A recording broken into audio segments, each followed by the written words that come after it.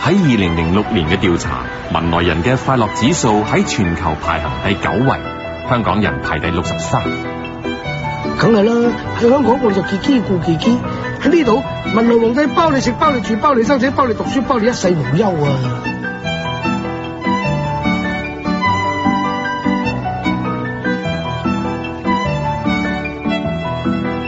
文萊國民呢，就大概有37萬，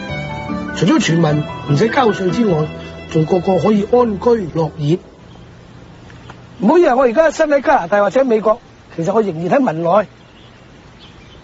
呢個係其中一個國民住宅區，當然比較高尚少少啦。但係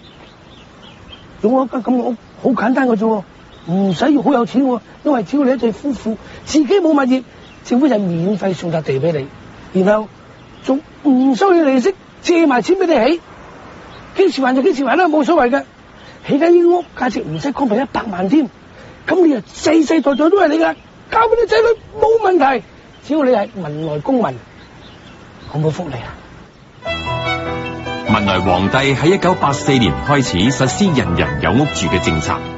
皇上嘅構思非常周到，人民可以選擇自己起屋，或者政府起埋俾你住。文萊嘅公屋以唔同顏色嘅屋頂代表唔同嘅面積，由800零尺到1000尺不等，價錢平均由30幾至40幾萬港幣就有一間。只要你成家立室，你就可以用免息供款嘅形式，每個月供1000零至2000零蚊港幣俾政府，供夠10零年，間屋就屬於你㗎啦。國家有錢，皇帝又慷慨，文萊人可以享受福利好到不得了啊！呢位老華僑陳老先生今年70歲，喺1950年開始住喺文萊，睇住文萊由貧窮變為有錢。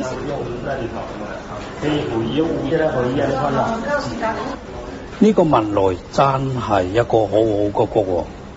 所有個福利其他國家都做唔到。文萊公民最好係醫療同教育嘅福利，結婚要生仔，政府包你由產前檢查到入院生仔全部免費，之後仲送埋奶粉同埋補藥俾你。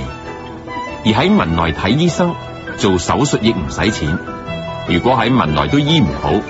政府甚至包埋機票送你去新加坡或者英國醫，連同行屋企人嘅食宿費都全包。至於仔女讀書，學費全免，中學畢業，政府仲會包埋你去澳洲或者英國讀大學，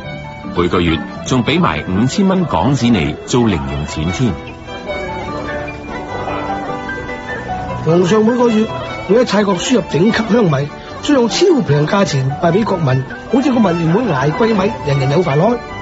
皇上仲喺澳洲北部買咗個面積大過文萊嘅牧場，為人民提供又平又靚嘅牛肉同埋羊肉。唔怪得個個文萊人都話皇上萬歲萬歲萬萬歲啊！所以呢個蘇丹都係真係第一流所以我覺得人民都係好幸福。